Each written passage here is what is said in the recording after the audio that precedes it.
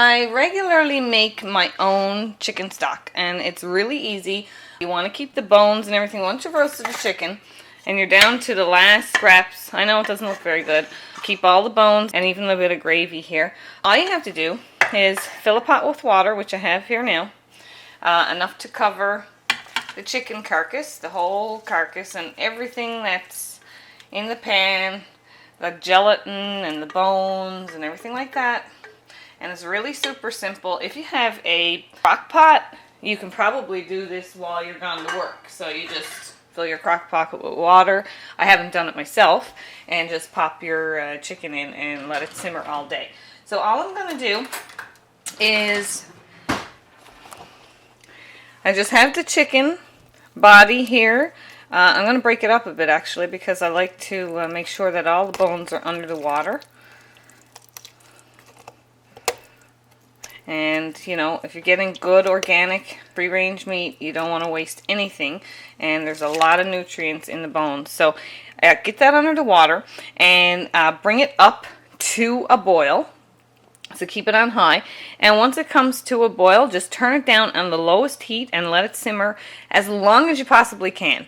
A couple of hours for sure, like maybe 3 hours. And if you can do it for even longer, let it simmer the whole day, and you'll have the richest, most beautiful broth to make soups out of. You can freeze it up, and yeah, so it's pretty easy. I've seen recipes out there that are so complicated, and it doesn't need to be. So just essentially boil out your bones on a very low heat for a long period of time, preferably the whole day. And there you have, you can freeze this up in little containers, and you'll have your own really rich chicken broth. I'll show you when it's done. Okay, the broth is coming to a full boil here now, and it's rolling boil. And as you can see, the bones are even starting to float. So all you do now is turn the heat down on the lowest setting, the low. And pop a cover on. You might want to keep the cover cracked for a couple of, maybe a minute, so that it doesn't spit out and boil over. And then just put the lid on tight.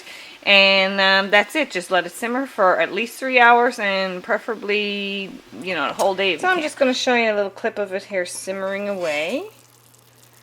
And you can see, I don't know if you can see that, but the oils are starting to rise to the surface and the gelatin is melting down. And this house smells delicious. It just smells so gorgeous. So anyway, I'll show you again once I strain it. Okay guys, so here we have it. The finished stock, and it's after getting right nice and thick and rich. So all I do is I take a stainless steel colander and pop it in one of these big Pyrex glass measuring bowls, and then just so now we have.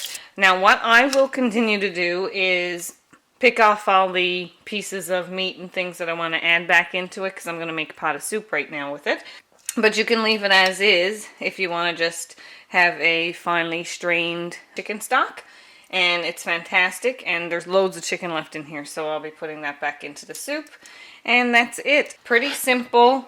All you do, like I said, is just fill up your pot with water, put in the carcass of the leftover chicken that you've cooked, bring it to a boil, a rolling boil, then turn it down on the low heat and keep it at a low simmer with the lid on for at least 3 hours. Drain it out, and you're ready to have your own organic, healthy chicken stock. Don't forget to subscribe to my YouTube channel, and thanks for watching.